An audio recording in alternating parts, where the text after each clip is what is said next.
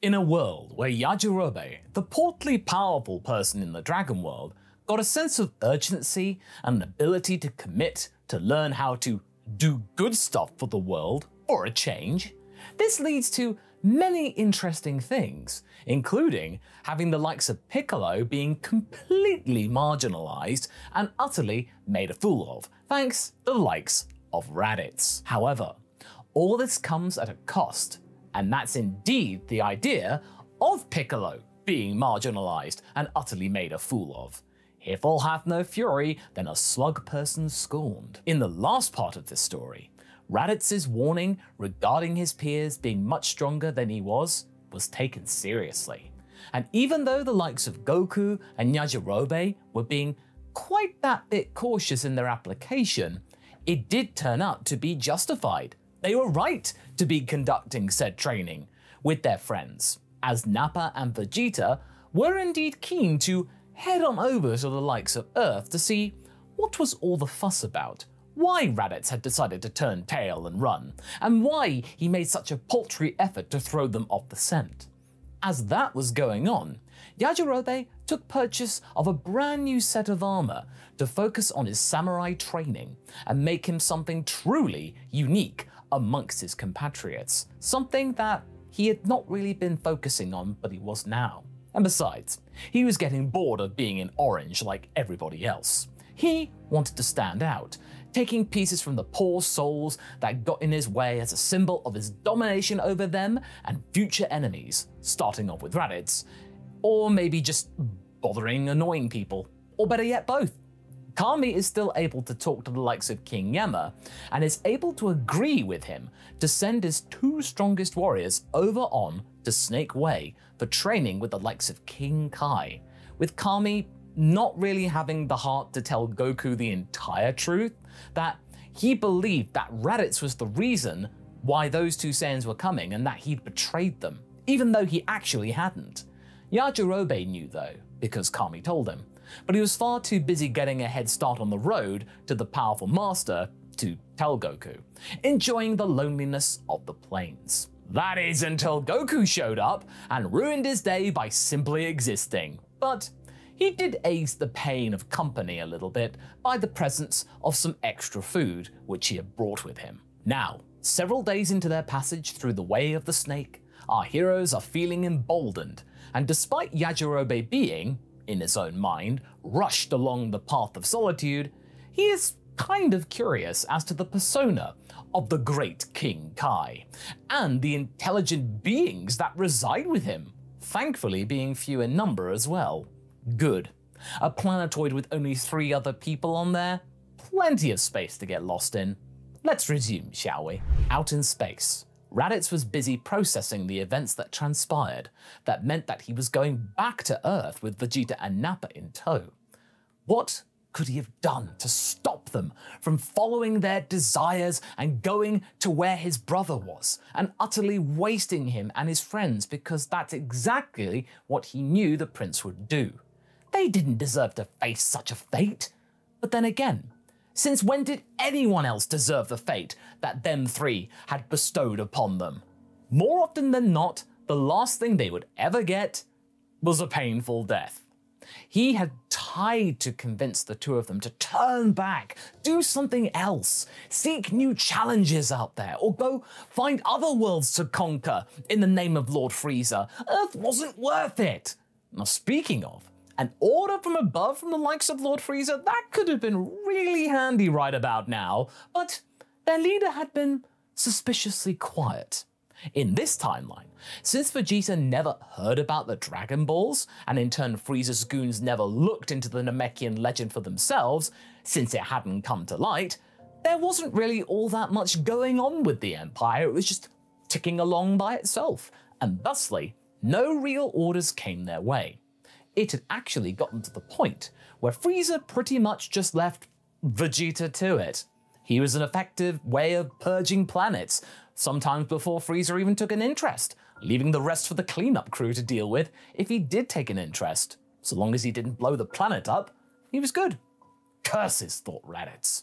At this rate, they could be back on Earth in a matter of months. Sure, it had taken him several weeks to get back, but he had burnt the engines out of his pod so much to try and do so. He was really keen to throw his colleagues off the scent that he'd come back with important news, but big mistake. All that had added to the prince's suspicions of cowardice. Oops. Raditz, said Vegeta over the intercom. Is there anything else of interest on that Earth planet?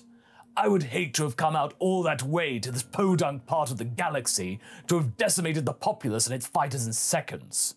Raditz was stock still. He did not say anything. He was too busy punching something into the trip computer of his pod, tilting slightly onto a new course. Raditz, do not ignore me! What is there to do on Earth? Said a more irate prince.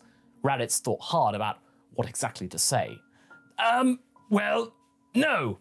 It's entirely placid and dull and full of weaklings. Just Kakarot and his fat friend are of interest.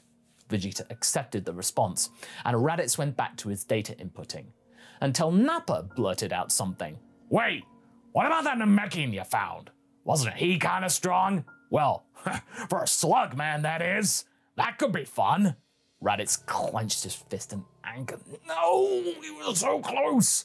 Hopefully, they may not ask questions about the Dragon Balls, the things that Yajirobe had mentioned to him, but he hadn't mentioned to them.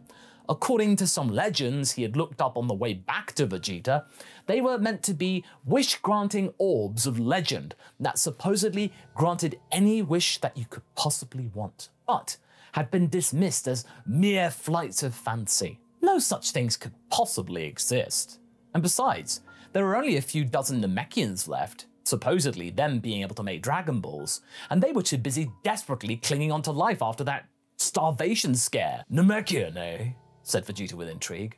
What's a Namekian doing on that kind of world, in that corner of space?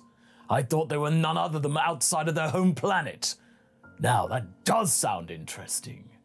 Oh, Raditz tried to throw them off. Oh, no. Oh, that one? Oh, he was a weakling, a punk fighter who had ideas above his station. The last time I was there, he was beaten to a pulp and left for dead. He probably didn't make it from the beatdown that I left him. Silence from the comms. No, they didn't buy that. I find it hard to believe that you killed anyone, Raditz, said Vegeta very flatly. I believe that you ran away from a challenge when you felt like you could have been snuffed out relatively... Wait, why is your course diverting? What's going on? Sure enough, Raditz's pod was moving further away from Vegeta's and Nappa's, their pre-allotted course. I don't know, Prince. I was trying to correct something, but something in the repair must have bugged out. I can't see it properly. Nappa chimed in. He's headed into uncharted space, Vegeta. I don't think he's bluffing. Vegeta growled. What was Raditz playing at? He found it odd that this was some kind of shortcut to get to Earth in the first place, but then this? These other oddities arose in this fashion? Multiple laser fires came from the uncharted corner of space. They were being fired upon. Raditz's pod activating some kind of alarm system. They had no choice but to power through it, and so set off at high speed back on themselves until the fire ceased. Good, thought Raditz. That should buy his friends and brothers some time. Sure enough, it did. With not much going on the road to King Kai's, the pair reached the end of their tale after a few months of running and flying. Yajirobe's clothes felt incredibly loose. Oh man, I gotta get me a new wardrobe when we get back. Don't worry about it. Think more of it like a non-stop ticket to Buffet Town, said Goku in a more optimistic tone, trying to cheer up his friend. And that did make the Ronin feel a little better about his lot and the effort that he had put in. He hoped that those guys had food up there when he looked up and saw the planet. Now, in the original story, Goku had to jump as high as he could to get there, but in this timeline, Yajirobe simply grabbed his friend and flew up to the planet, but he was still incredibly tired. On the world, King Kai was surprised to see such beings easily traversing onto his world. The gravity shift usually caught out most folks, and they would usually slam into the ground at high speed, to much amusement. And wait, they didn't have any halos either. They were alive. Wow, it had been a while since he'd seen Livies before. When he had found out that they were from Earth, he was even more surprised. Wow, the last time I had anyone from your neck of the woods come here was like 10,000 years ago. Some big buff Grecian guy. You must be something impressive to get here without dying, but you gotta prove yourself worthy of my time. All right, tell me a joke. He turned to get a good look at Yajirobe and burst out laughing without finishing the sentence. The sight of the grumpy Ronin having noticed his underwear falling to the ground and then pulling it back up, it dangling between his legs, sent him into a fit of giggles. Goku then noticed and pointed out, and the resulting flailing and grumbling from the Ronin made King Kai laugh even harder. Hey, that's gold! Slapstick at its finest! Okay, you passed the test, friend. You though? He pointed to Goku. Tell me a joke. Goku couldn't think of one. He asked if he could get a pass, but King Kai would simply not budge. He'd had one good joke, he wanted another. So Goku resorts to his classic, "Why did the turkey cross the road?" King Kai answered it for him. To prove he wasn't chicken. And then he found himself laughing at his own rational response to the question. Smart move, kid. I'll let this slide. Fortunately for our heroes, the tests to catch Bubbles and Gregory were a little bit easier, since they were stronger in terms of base strength, but they certainly noticed the 10 times gravity of the planet. It did make it a little bit more challenging to pull off, but with that out of the way, the king got to training the pair, the likes of the Kaioken and the Spirit Bomb. Yajirobe found it hard to get to grips with the spirit thingy, since he wasn't exactly a pure heart, he was incredibly selfish, and thusly, whenever he tried to gather the energy and concentrate, it would usually wind up hurting him somewhat and singeing his hand, so he decided to not bother with that anymore. He knocked it on the head and instead focused more on the other thing, Kaioken. He had managed to pack the weight back on from King Kai's seemingly inexhaustible food supplies, but every time he used Kaioken for a longer period of time than Goku, he always found himself feeling a little bit lighter. He lost weight remarkably quickly, and also was able to hold on to it much longer than Goku could, which made this all interesting. Have I just invented a weight loss program? I could make millions, thought the Ronin. Well, that might come back to bite him later, and he might want to think twice about that. When they had some downtime, the Kai and the Ronin would often hang out with one another, whilst Goku was busy training on his own. Turned out they were quite relatable. King Kai had been used to copious amounts of time on his own with only Gregory and Bubbles for company, but only one of them could talk in a normal common language manner, and Gregory mostly babbled. Sounds like you're living the dream here, pal, said Yajirobe, mildly envious of the Kai's situation. I wish I could spend hundreds of years without people getting in the way. It would make things so much easier.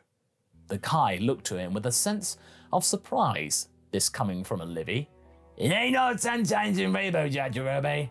After a while, it can get to you. You don't realize it until it's too late. Everybody needs a little bit of company sometimes.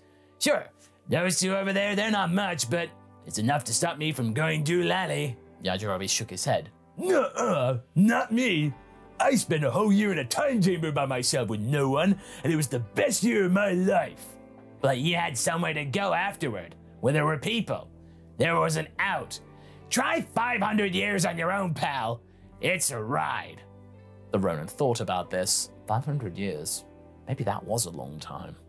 And besides, Goku wasn't so bad, and Bulma was kinda cool. She made kick-ass stuff for him, and was kinda pretty in a badass sort of way. The little bald one? Sometimes he was a jerk, but nothing bothersome. Maybe the king had a point. Over the months that followed, Yajirobe and Goku continued to train and got incredibly strong, acclimating to the gravity with little concern. Goku slightly more than Yajirobe, obviously, for his Saiyan traits. However, back down on Earth, Piccolo was getting antsy. Kami had tried to talk to him many times to calm him down, stop his frivolous acts of revenge given to him by his father, the now dead King Piccolo. Piccolo, though, had heard enough and ordered Kami to leave him alone. Kami had given up at this point. There was no way to reason with him. You do realize that battling against Goku and Yajirobe at this point is pointless, right? They are training to become tens of times stronger than you. You cannot hope to get what you want. Have it your way and keep banging your head against the wall. I am tired of this." And he promptly cut off contact. But that stuck with him. They had been training more, thought Piccolo. Why couldn't he sense the pair? Surely, if they'd been getting stronger like that, rapidly, he would have sensed all of this go down. Then it hit him. They must have been off-world, or in that chamber away from reality, which meant that they were cut off from the outside world. Yes, there was nobody stronger than him right now on the planet, at least for the time being. He didn't know whether he had days, weeks, or hours to act, but he had the time to act and make the world his own. Now granted, the kid was a problem, but he seemed to only be affected if he were in personal danger. Leave him out of it, and the rest of those chump fighters will fall before him soon enough. By the time those two would return to Earth, all they knew and cared about, their home, would be under his domain. And since Kami and the Dragon Balls were linked to his life essence too, they could do nothing about it, as proven in their earlier fracas when Raditz oh so wanted to kill him. But he didn't. He had all the cards and the freedom to do what he wanted. "Thanks, Kami. Who knew you had some use after all?" And thusly, Piccolo set about to cause some mischief down on the planet, and Kami had no idea what he had set in motion. Will the remaining Dragon Team members be strong enough to counter? Well, tune in next time, folks, as that's where we're going to be leaving things for right now.